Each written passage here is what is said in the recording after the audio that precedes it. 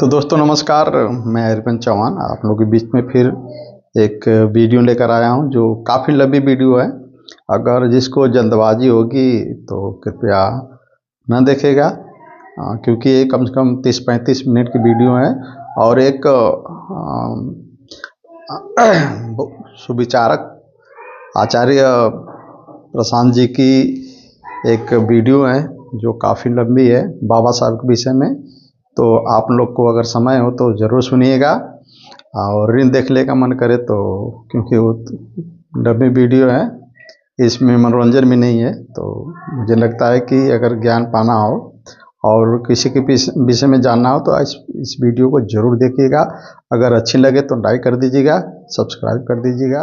तो अनभिज्ञ है और वो उस तरफ जाना ही नहीं चाहता, क्योंकि जो आदर्श जो मानते हैं बाबा साहब को, वो ये जो गीता है या उपनिषद है, इनको हिंदू धर्म का हिस्सा मानते हैं। तो वो अंतिम सत्य या जो मुक्ति है, जो वेदांत का जो सार है, उससे बहुत दूर है अभी भी, और वो शायद आना भी नहीं चाहती इधर।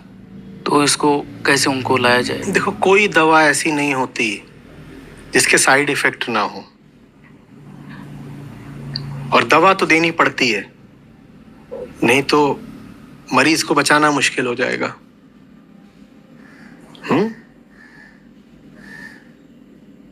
अगर झूठी और शोषक धार्मिकता ही बंधन हो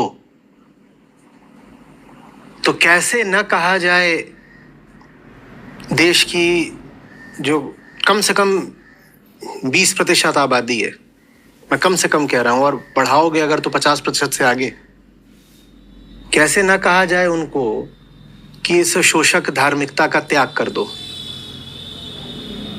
कहना पड़ेगा ना। और फिर उस प्रक्रिया में जो शोषक धार्मिकता है उसके प्रतीकों को भी ठुकराने के लिए बोलना पड़ता है।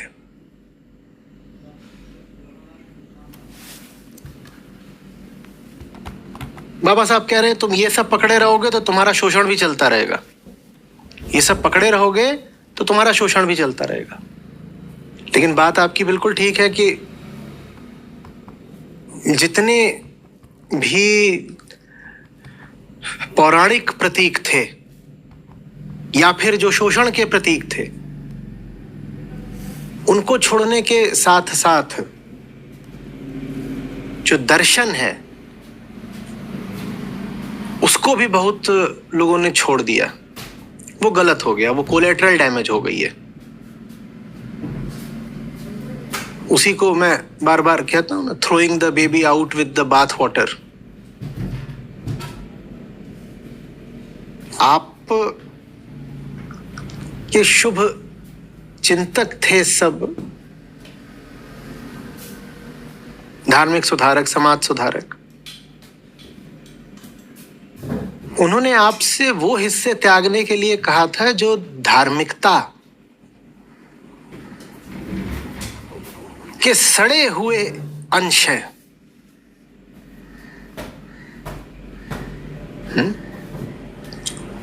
लेकिन हमने उनकी बात को आधार बना करके धार्मिकता के केंद्र को ही त्याग दिया। धार्मिकता के केंद्र को ही अगर त्यागना होता तो बाबा साहब सिर्फ ये कहते ना कि अब मैं हिंदू नहीं हूं। उन्होंने कहा मैं हिंदू नहीं हूं, मैं बुद्ध की शरण में जा रहा हूं। बुद्धम शरणम गच्छामि, संघम शरणम गच्छामि। सोचो इस बात का अर्थ।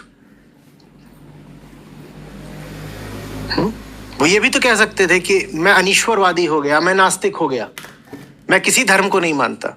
उन्होंने माना कि धर्म मनुष्य की केंद्रीय जरूरत है, तो उन्होंने धर्म को नहीं छोड़ दिया। और हिंदू धर्म में भी सुधार की उन्होंने भरसक चेष्टा करी, पर क्या करें अगर समाज ही बदलने को राजी नहीं था। तो उन्होंने धार्मिकता नहीं छोड़ी है, उन्होंने उस समाज को छोड़ा है जो अपनी शोषक वृत्ति त्यागना चाहता ही नहीं। और उसी शोषक वृत्ति को आगे बढ़ाने के लिए जिसने धर्म को भी विकृत कर रखा है। बाबा साहब ने कहा ऐसे समाज को भी बोलो टाटा बाय बाय, और उस समाज ने धर्म में जितने विकार डाल रखे हैं उन विकारों को भी बोलो अलविदा, तुम चलो। फिर से सोचिएगा, अगर धार्मिकता ही बुरी होती तो बाबा साहब बौद्ध क्यों बनते? क्यों बनते? धार्मिकता बुरी नहीं है, धार्मिकता में जितने हमने प्रदूषक तत्व डाल दिए हैं अपने स्वार्थ की खातिर, वो सब बुरे हैं, उनको त्यागना होता है। रिलीजियस नोशंस जो बोला था, रिलीजियस नोशन से भी ऐसा लगता है कि ये कोई हल्की फुल्की बात हो, वो जहर है। हम जिसको धर्म समझते हैं वो जहर है। बाबा साहब ने वो जहर हटाने के लिए कहा था। आम आदमी जिसको अपनी जिंदगी में धर्म समझ कर रखता है वो धर्म है ही नहीं, और बाबा साहब ही नहीं, आप वैदिक ऋषियों को भी ले आइए, वो भी माथा पीट लेंगे। वो कहेंगे हमने ये धर्म सिखाया था, ये जो तुम अंधविश्वास और तमाम तरह की कुरीतियां और प्रथाएं और परंपराएं पकड़ के चल रहे हो, हमने ये धर्म दिया था क्या तुमको? जातिवादी। ये जो तुम सिर्फ जातिवादी ही नहीं है, जाति में तो ऐसा लगता है किसी दूसरे का शोषण हो रहा है। आम आदमी, आम हिंदू जो धर्म पकड़ कर चल रहा है उसमें वो अपना भी खूब शोषण करता है, अपने परिवार का शोषण करता है। वो दुनिया को भी नहीं जीने देता, खुद को भी नहीं जीने देता, और प्रकृति का भी शोषण करता है।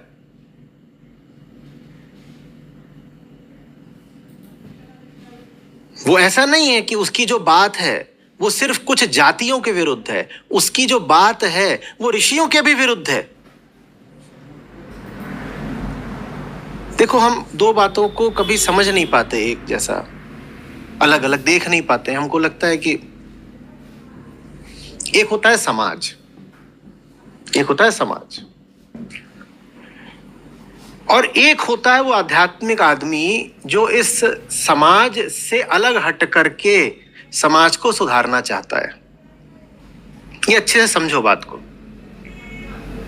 समाज है, और समाज होता है औसत दर्जे के लोगों का, मीडियोकर लोगों का, जो जैसी उन्होंने अपने स्वार्थ के लिए व्यवस्था बना दी वो उस पर ही चलते रहते हैं। इसी समाज में से कुछ बहुत विद्रोही और प्रतिभाशाली और बिरले लोग पैदा होते हैं जो कहते हैं हमें ऐसी सामाजिक व्यवस्था में रहना ही नहीं है। पुराने समय में ऐसे लोग समाज की सामान्य व्यवस्था और समाज की चार दीवारी का उल्लंघन करके अलग चले जाते थे। अलग चले इसीलिए जाते थे क्योंकि वो समाज में रह ही नहीं सकते थे। उनका दम घुट जाता है, समाज वाले उनको मार डालते, तो वो अलग चले जाते थे। उनको हमने ऋषि बोला। वो विद्रोही थे, वो समाज के विद्रोही थे। ये समाज है, वो समाज के विद्रोही हैं, वो ऋषि हुए। वहां उन्होंने बैठकर समाज को सुधारने की बहुत कोशिश की। उसी कोशिश का नाम दर्शन होता है, फिलॉसफी। अब समाज एक चाल चल रहा है, एक ढर्रा है उसका, और ऋषियों का बहुत छोटा सा एक समुदाय है जो बिल्कुल एक नई बात बताना चाह रहा है समाज को। समाज को कह रहा है तुम गलत हो, तुम पुराने अंधेरों पर चल रहे हो, समझो, जागो, कुछ अपने आप को जानो। समाज शोषण पर चलता है, हर तरीके का शोषण। आदमी अपना शोषण करता है, आदमी दूसरों का शोषण करता है, अपने पड़ोसी का करता है, अपनी पत्नी का करता है, अपने बच्चों का करता है, और अपना भी शोषण खूब करवाता है। समाज ऐसे चलता है, स्वार्थों पर। ऋषियों ने कहा स्वार्थ पे जो जीवन चल रहा है और स्वार्थ पर जो समाज चल रहा है जीने लायक नहीं। तो समाज जो कुछ चला रहा था वो सब सामाजिक व्यवस्था में आता। उसमें तुम अपना सब वर्ण आश्रम डाल लो, और बहुत सारा जो स्मृति साहित्य है वो सामाजिक है। उसको कहा भी यही गया है कि वो जो पूरा स्मृति साहित्य है वो सामाजिक ही है। वो मनुष्यों ने लिखा है, वो समाज ने लिखा है। और ऋषि जो इस समाज से अलग हो गए थे उनके साहित्य को श्रुति कहा गया, उसको अपौरुषेय कहा गया। कहा नहीं, देखो ये मनुष्य के साधारण मन की उपज नहीं है, यह अपौरुषेय है। स्मृति जो साहित्य है पूरा, उसको कभी नहीं कहा गया कि ये मनुष्य ने नहीं लिखा। वो मनुष्य ने लिखा है, मनुष्य उसको आज भी लिख सकता है, उसमें कोई रोक भी नहीं है। आप आज भी लिख दो। स्मृति साहित्य में क्या आता है? ये सब जो तमाम स्मृतियां हैं वो आती हैं। उसमें धर्मसूत्र हुए, धर्मशास्त्र हुए, इतिहास ग्रंथ हुए और पुराण हुए। ये सब स्मृतियों में आते हैं। ये सब स्मृतियों में। समाज इन सबको लेके चल रहा था। ऋषियों ने दर्शन रचे, ऋषियों से वेदांत आया। वेदांत ये सब जो चल रहा था उसके खिलाफ विद्रोह है। हम नहीं समझ पा रहे इस बात। तो ये जो समाज है उसको समझो कि ये बीमार लोगों का एक समुदाय है। हजारों बीमार लोग, लाखों बीमार लोग हैं। और यहां ऋषि हैं, उनको समझ लो कि वो डॉक्टरों का एक छोटा दल है। 10-20 डॉक्टर, हजारों बीमार लोग, 10-20 डॉक्टर। ये बीमार लोग ऐसे ही बीमार नहीं है, इनकी पुरानी आदत है बीमार होने की। इन्होंने गंदे ढर्रे पकड़ रखे हैं बीमारी के, इसलिए बीमार हैं और ये अपनी बीमारी छोड़ना भी नहीं चाहते। इन्होंने बीमारी के पक्ष में अपनी किताबें लिख डाली हैं। वो बीमारी इनकी किताबों में भी दिखाई दे रही है। ऋषियों ने उधर जाकर के कोशिश करी इन बीमारों को स्वास्थ्य देने की। बीमारियों में से एक बीमारी का नाम है जाति, बहुत बड़ी बीमारी। तो ऋषियों ने फिर जो ग्रंथ लिखे वो सब जाति के खिलाफ है। हम क्या सोचते हैं कि जाति के खिलाफ बातचीत पिछले 100-200 सालों में हुई है? बस नहीं। जाति के खिलाफ बातचीत वेदांत के समय से हो रही है। मैंने इतनी बार आपको बताया है, एक पूरा उपनिषद ही समर्पित है जाति का पुरजोर विरोध करने को। वेदांत का पूरा मर्म ही जाति को कहीं से स्वीकार नहीं करता। तो ऋषि यहां बैठ करके समाज सुधार की पूरी चेष्टा कर रहे थे, पर समाज सुधरने को राजी नहीं। उनकी बात सुनने को कोई राजी नहीं। हाँ, ऊपर ऊपर से उनको सम्मान दे दिया, अरे ऋषि हैं, ऋषि हैं, पर ऋषियों की बात सुनी किसने आज तक? ऋषि समझा रहे हैं, यहां कोई सुनने को राजी नहीं। वो समझा रहे हैं, यहां कोई सुनने को राजी नहीं। उनके ग्रंथों में साफ साफ लिखा हुआ है कि अरे समाज वालों, तुम्हारी सब मान्यताएं, परंपराएं, तुम्हारे सब आग्रह सब झूठे हैं। तुम जितनी कल्पनाएं करके बैठे हो सब झूठी हैं। ऋषि ये समझाना चाह रहे हैं, समाज में कोई सुनने को राजी नहीं।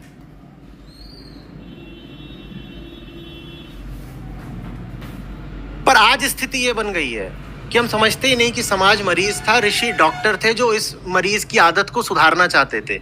आज हम ये कह रहे हैं कि ऋषि भी इसी समाज का हिस्सा थे।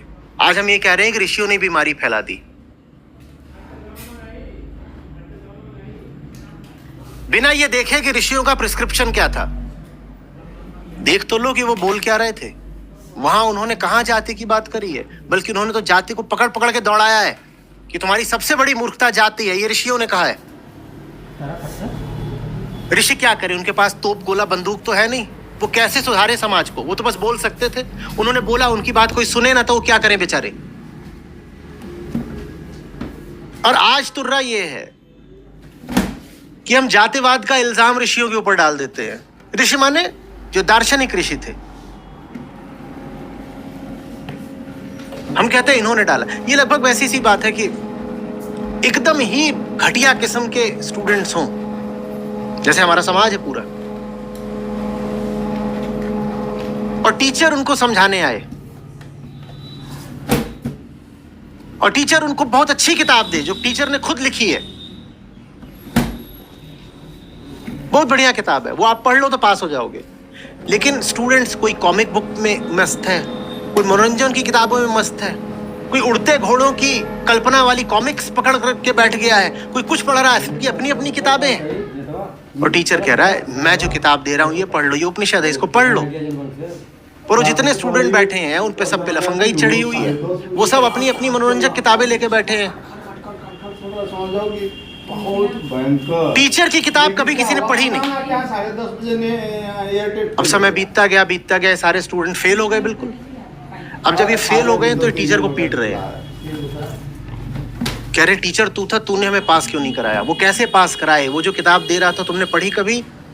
भारत में आज भी कितने लोगों ने भगवत गीता सचमुच पढ़ी है? कितने लोगों ने पढ़ी? रेबो गीता कितने लोगों ने पढ़ी है? अवधूत गीता कितने लोगों ने पढ़ी है? बताओ तो। टीचर ने जो सचमुच किताबें दी थी तो किसी ने पढ़ी नहीं है, सबने अपने अपने मन की करी है, अपने अपने मन की करके सब फेल हो गए। अब जब फेल हो गए तो टीचर को पीट रहे हैं और टीचर की किताब जला रहे हैं, कह रहे उपनिषद जला दो, इन्हीं से हमारा बंटाधार हुआ है। उपनिषद से तुम्हारा बंटाधार हुआ है? तुमने उपनिषद पढ़े ही कब थे? वो अपनी किताबें नहीं जला रहे, वो टीचर की किताब जला रहे हैं कि टीचर की किताब जो है यही सबसे खराब है। पर टीचर की किताब तुमने पढ़ी कब थी? टीचर की बात तुमने सुनी कब थी? समझ में आ रही बात? गंदगी छोड़नी होती है, सच्चाई थोड़ी छोड़नी होती है। और गंदगी जरूर छोड़ो, बाबा साहब ने बिल्कुल ठीक करा था। वो बोले कि धर्म के नाम पर यहाँ 99% बस गंदगी ही बची है, इसको त्याग दो। लेकिन भूसे के ढेर में भी अगर हीरा हो तो हीरा थोड़ी छोड़ दोगे या छोड़ोगे? भूसा छोड़ा, बहुत अच्छा किया, हीरा मत छोड़ो। और हीरा है, कोई ये ना कहे कि हीरा नहीं है, हीरा है। वैदिक जो धर्म है उसके केंद्र पर जाति नहीं है, उसके केंद्र पर वेदांत है। कोई आपसे पूछे कि वैदिक धर्म किस पर चलता है तो ये मत कह दीजिएगा जातिवाद पर चलता है, वेदांत पर चलता है। वेदांत एक फिलॉसफी है, एक दर्शन है, और उससे ऊंचा दर्शन कहीं कोई नहीं है। मैं नहीं बोल रहा हूं, आप जाकर किसी दार्शनिक से पूछ लीजिए, वो यही कहेगा, the philosophy of the self. बात खत्म हो जाती है वहां पे आकर। उसको कैसे छोड़ सकते हो?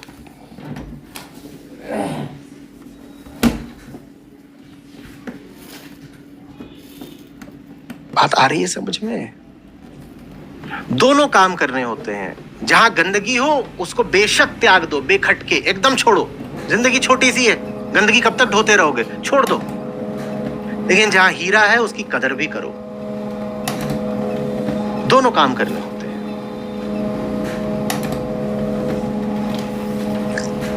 समझ रहे हो बात को कि नहीं?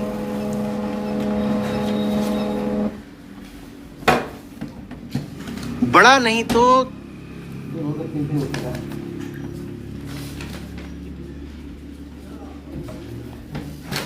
एक त्रासद प्रसंग हो जाएगा, ट्रेजेडी। जानते हो क्या? हमारे दलित भाइयों को पहले जो उच्चतम दर्शन था वो पढ़ने नहीं दिया गया, और आज जब उनके पास सारे अधिकार हैं, वो पढ़ सकते हैं, तो कह रहे हैं हम खुद ही नहीं पढ़ेंगे। माने दोनों ही हालातों में वो तो बेचारे वंचित ही रह गए ना। पहले पढ़ने नहीं दिया गया, आज पढ़ सकते हैं तो कह रहे हैं हम पढ़ेंगे नहीं। पढ़ने में क्या बुराई हो सकती है? मत मानना, पढ़ तो लो,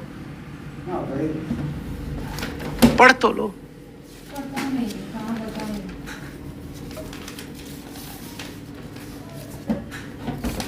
और बाबा साहब की इसमें गलती निकालने की कोई जरूरत नहीं है। उनके समय पर जाओ, भारत कैसा था और भारत में हिंदू लोग अपने ही भाइयों के साथ क्या बर्ताव कर रहे थे, उस बर्ताव को देखो। उसके बाद तुमको एक उच्च कोटि के विद्वान समाज सुधारक का आक्रोश समझ में आएगा।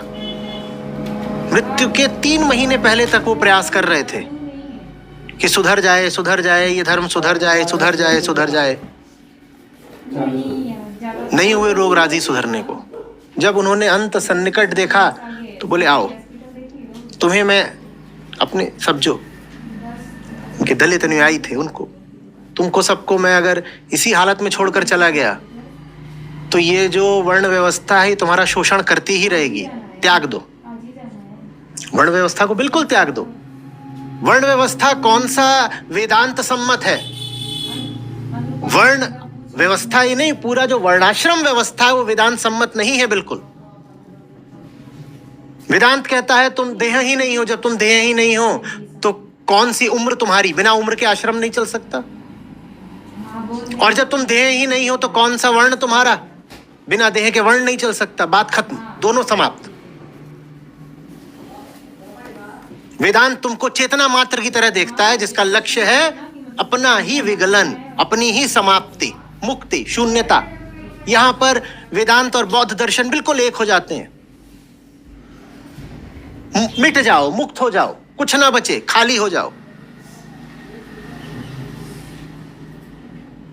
वास्तव में जातिवाद को हटाने का वेदांत से अच्छा तरीका कोई है भी नहीं।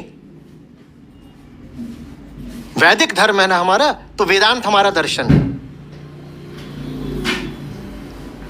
और जो सचमुच वैदिक हो गया वो अब जातिवादी रह ही नहीं सकता। वो हंसेगा जातिवाद जैसी बात पर। क्या मूर्खता है जाति। हम क्या गाया करते हैं? जाति हमारी आत्मा, आगे गोत्र हमारा ब्रह्म, आगे सत्य हमारा बाप है और मुक्ति हमारा धर्म। जाति हमारी आत्मा, गोत्र हमारा ब्रह्म, सत्य हमारा बाप है और मुक्ति हमारा धर्म। यह है वेदांत। लेकिन हमारा समाज वेदांत को स्वीकार करने को तैयार ही नहीं है।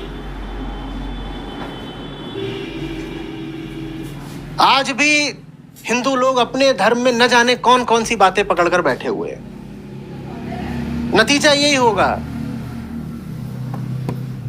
कि जिन भी लोगों को गरिमा का जीवन जीना है वो फिर हिंदू धर्म छोड़ेंगे ना। बाबा साहब ने छोड़ा, न जाने कितने और छोड़ेंगे। और आप उन्हें दोष नहीं दे सकते, क्योंकि मनुष्य की गरिमा और स्वतंत्रता बहुत बड़ी बात है।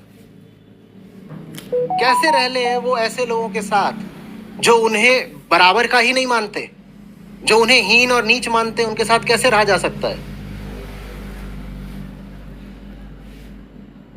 और यही नहीं कि जाति के आधार पर लोग छोड़ेंगे, बुद्धि के आधार पर भी लोग छोड़ेंगे।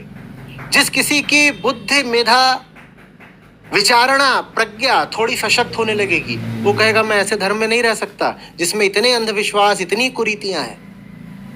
और कुरीतियों में सबसे बड़ी कुरीति जातिवाद। वो कहेगा मैं छोड़ दूंगा। सनातन धर्म को अगर बचाना है तो उसके केंद्र में वेदांत को फिर से स्थापित करना पड़ेगा, और कोई तरीका नहीं है। इनका भर दें क्यों आएंगे तब भरें। हमने ऋषियों को कभी नहीं आदर सम्मान दिया है, अब देना पड़ेगा।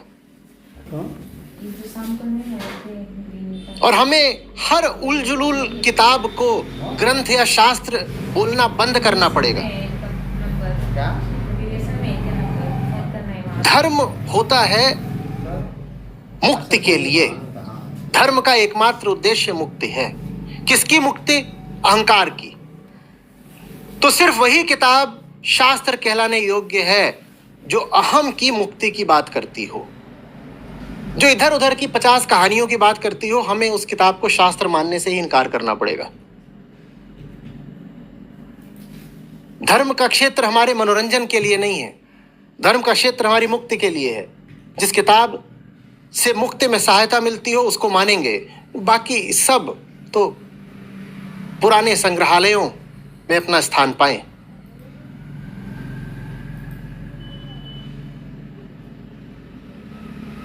हिंदू धर्म को बचाना चाहते हो तो ये तरीका है, और वो बचाने योग्य है। वहां दर्शन के तल पर कुछ ऐसी बातें हैं जो मनुष्यता के हीरे मोती हैं, उसको बचाओ। हीटर चालू कर देते। हीरे के ऊपर 10, 20, 50 टन कचड़ा डाल दोगे तो वही होगा जो हो रहा है। कचड़े के साथ साथ हीरा भी फिक जाएगा। कबीर साहब गाते हैं ना, मोरा हीरा हेराए गयो कचरे में। हाँ, वो सनातन धर्म की बात कर रहे हैं। मोरा हीरा हेराए गयो कचरे में। हम कचरे को पूज रहे हैं और हीरे का हमें कुछ पता नहीं है।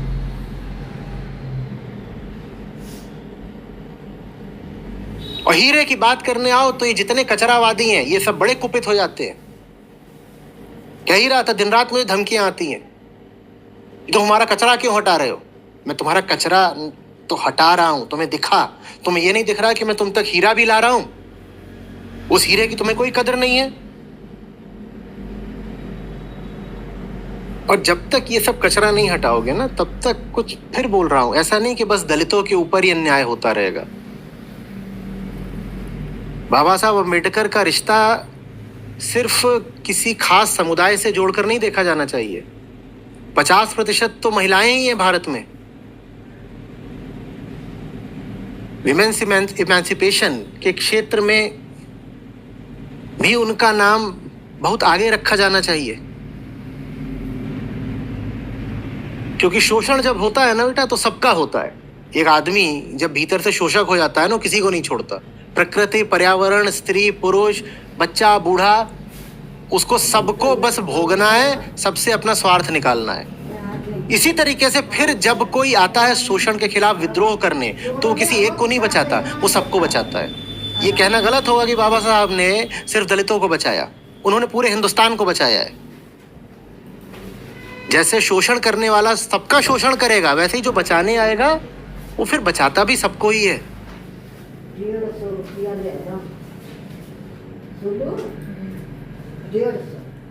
लेकिन आप कब तक इंतजार करते रहोगे कि कोई आएगा और बचाएगा? आप कब तक कचरा ही खाते रहोगे? कब तक आप दूसरों की दी हुई रोशनी पर चलते रहोगे? अद्भुत प्रकाश देने वाला जगमग हीरा है वेदांत, और वही आपके धर्म का मूल है, मर्म है, स्रोत है, केंद्र है।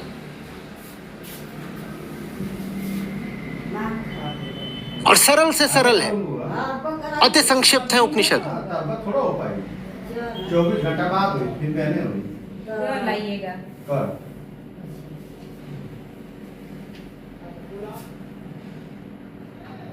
आ रही बात समझ में?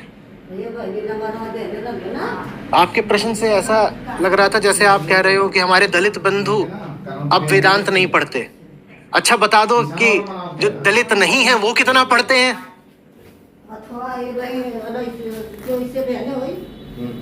वो कितना पढ़ रहे हैं? हीरे की कदर तो कोई भी नहीं कर रहा ना। कौन पढ़ रहा है?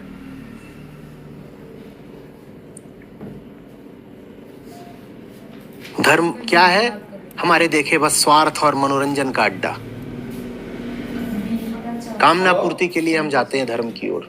हेलो, अहो हुल्लड़ के लिए जाते हैं। हाँ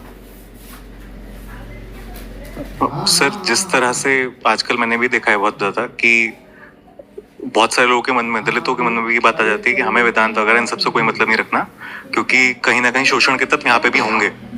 उसी तरह से मैंने देखा है कि दूसरी ओर बहुत सारे लोग ऐसे हैं जो जातिवाद को भी रिवाइव करने की कोशिश करते हैं, वो उसको अलग अलग तरह के नाम देने की कोशिश करते हैं, और वो रादर इस चीज को यार सही ठहराने की कोशिश करते हैं कि नहीं, पहले जो व्यवस्था थी उसमें कुछ ना कुछ लॉजिक था। इस तरह से क्या लॉजिक था? वो अपनी ओर से जो उसमें कहते हैं कि नहीं देखो, सबका काम करने का एक वो होता है ना, एक्यूमेन, सबका काम करने का एक्यूमेन होता है, तो उसी हिसाब से लोगों को उनके काम दिए तो गए थे। इंसान का काम करने का एक्यूमेन होता है, जो उसका एक्यूमेन है उसको दे दो ना काम। मेरा एक्यूमेन कितना है ये मेरे पिताजी से कैसे निर्धारित होगा? और मेरा एक्यूमेन कैसा है वो चीज मेरे बेटे में या बेटी में कैसे पहुंच जाएगी? ये तो नस्लवाद है, ये तो रेसिज्म है। और जो लोग ऐसी बात कर रहे हैं वो अनपढ़ हैं क्या? उनको पता नहीं है कि इंसान और इंसान के डीएनए में इतना नहीं अंतर होता, और नस्ल का अगर अंतर है तो फिर मैंने कई बार पूछा है, जब खून लेते हो तो नस्ल देख के क्यों नहीं लेते? तब तो जब डेंगू होता है तो हाय हाय करके पहुंच जाते हो कि प्लेटलेट दे दो, प्लेटलेट दे दो। वहां भी कहा करो कि नस्ल वाली प्लेटलेट चाहिए। भाई जहां स्पीशीज में अंतर होता है थोड़ा भी, वहां एक स्पीशी का खून आप दूसरे को नहीं चढ़ा सकते। इंसान में और इंसान में अंतर होता तो एक इंसान का खून दूसरे को नहीं चढ़ पाता। एक इंसान का दिल, गुर्दा, सारे भीतर के अंग, आंखें दूसरे इंसान के नहीं लग पाती। कहीं ना कहीं यही बात है कि मेरा खून और तेरा खून अलग है। जाके वैज्ञानिकों से पूछ तो लो कि सचमुच खून अलग है क्या? नहीं है अलग भाई। तो सरकार नंबर 1 लिया हुआ। कैसे जायज ठहराने की कोशिश हो रही है? हाँ मैंने भी देखा है, ये जो पूरा कास्टीज में इसको रिवाइव करने की एक दबी छुपी लेकिन बड़ी मजबूत कोशिश अब हो रही है पिछले 1-2 दशकों से। कैसे कर लोगे? किस आधार पे कर लोगे? क्या बोल के करोगे? रजिस्ट्रेशन नहीं हुआ है। हाँ तो उनका वोट किया, फिर मीटर की रजिस्ट्रेशन लेकिन जैसे आपने अभी जो तर्क दिए वो वैज्ञानिक तर्क थे, पर जो आम आदमी है जो व्हाट्सएप यूनिवर्सिटी पे चलता है उसको ना विज्ञान पता है ना उसको वेदांत पता है, तो उसके साथ होता ऐसा है कि उसके साथ मैसेज ऐसे बना दिए जाते हैं कि उसमें वो अपना अलग सोडो साइंस चलाते हैं कि नहीं पहले जो हमारे ऋषि थे उनको ये पता था, मैंने वो भाई पता जो था। तर्क दिया वो समझने के लिए कितना IQ चाहिए।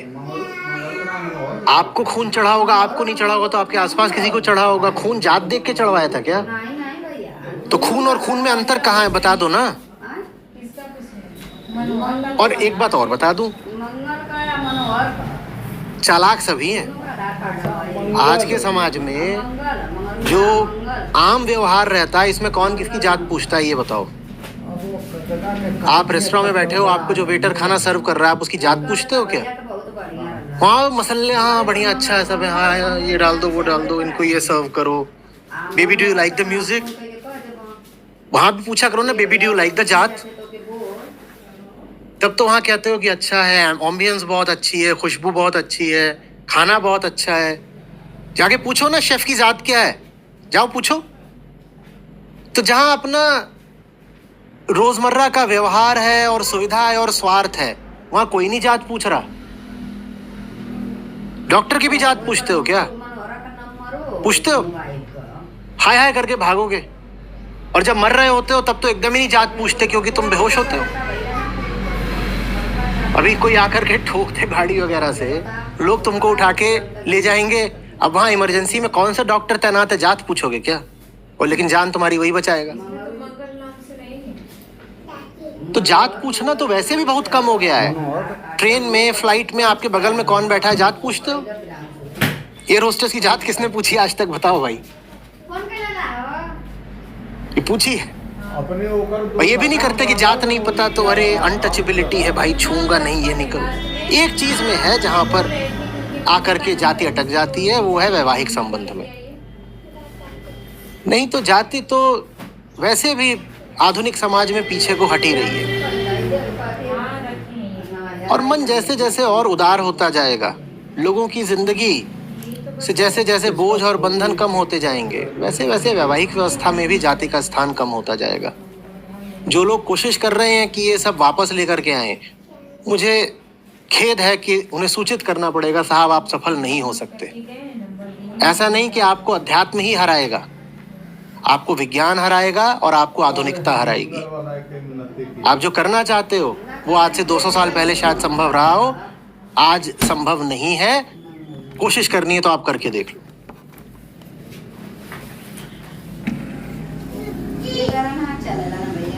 यहाँ इतने लोग हमारे भाई बंधु बैठे हैं, कोशिश करके बताओ तुम्हें कितनों की जाति पता है? कितनों की पता है? जिनके सरनेम से उछल के ही जाति आ जाती हो उनकी तो फिर भी पता चल जाती है, नहीं तो आधे से ज्यादा लोगों की तो सरनेम से भी नहीं पता चलती। और जिनकी पता चल सकती है उनके सरनेम किसी को याद नहीं रहते, कोई काहे को याद रखे। जाति तो वैसे भी विदा हो रही है, वहीं बची है बस, वो वैवाहिक संबंध में वहीं बची है। गाँव में है और भी चीजों में है, मैं जानता हूँ, लेकिन विदा हो रही है। सर जातिवाद का जो प्रेशर है ज़्यादातर महिलाओं पे रहता है। जब महिला इंटरकास्ट करती है तो उसको कैरेक्टरलेस यानी उसके कैरेक्टर पे सवाल किया जाता है, और लड़का उस पर चल जाता है ज़्यादातर केस में, लेकिन महिलाओं के ऊपर ज़्यादा प्रेशर त्याग दो, ये कैरेक्टर त्याग दो। बहुत बड़ी आज़ादी है, ये जो चरित्र नाम की चीज़ है इसको त्याग दो। मेरा आचरण मेरे बोध से आएगा, समाज के कानूनों रस्मों रिवाजों से नहीं आएगा। चरित्र, आचरण, चर माने मैं कैसा चल रहा हूं, उसी से चरित्र आता है, उसी से आचरण आता है। हाँ, मैं कैसा चल रहा हूं माने मैं कैसा कर्म कर रहा हूं, वो बात मेरी आत्मा से आएगी, समाज के आदेशों से नहीं आएगी। कृष्ण से आएगी, गीता से आएगी, वेदांत से आएगी, सत्य से आएगी। यहां से आएगा मेरा आचरण। समाज ने जो डूज एंड डोंट्स दे दिए हैं, ऐसे चलो ऐसे मत चलो, वहां से नहीं आना है। हमें धार्मिक आदमी है, गीता की सुनते हैं, वेदांत की सुनते हैं। जो समाज की सुने वो अधार्मिक, नास्तिक। नास्तिक थोड़ी है। समाज की सुने या गीता की सुने, तो बस धार्मिक हैं, गीता की सुनते हैं। जो गीता छोड़ समाज की सुनता है वो अधार्मिक, नास्तिक। छी, रखो अपना आचरण अपनी जेब में, ठीक है ना?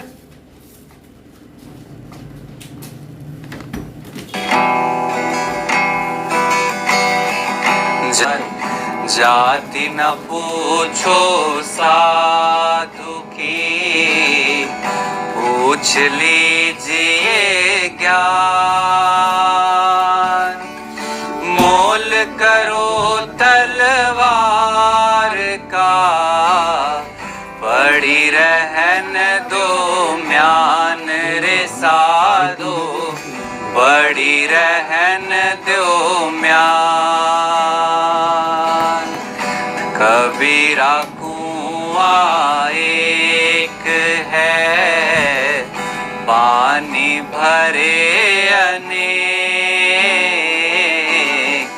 कबीरा कुआं एक है, पानी भरे अनेक।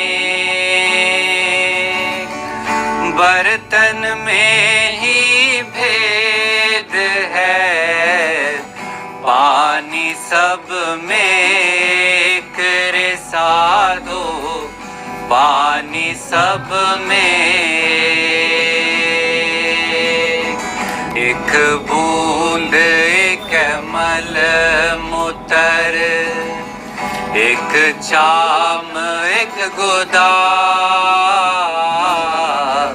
एक बूंद एक मल मूत्र, एक चाम एक गोदाम।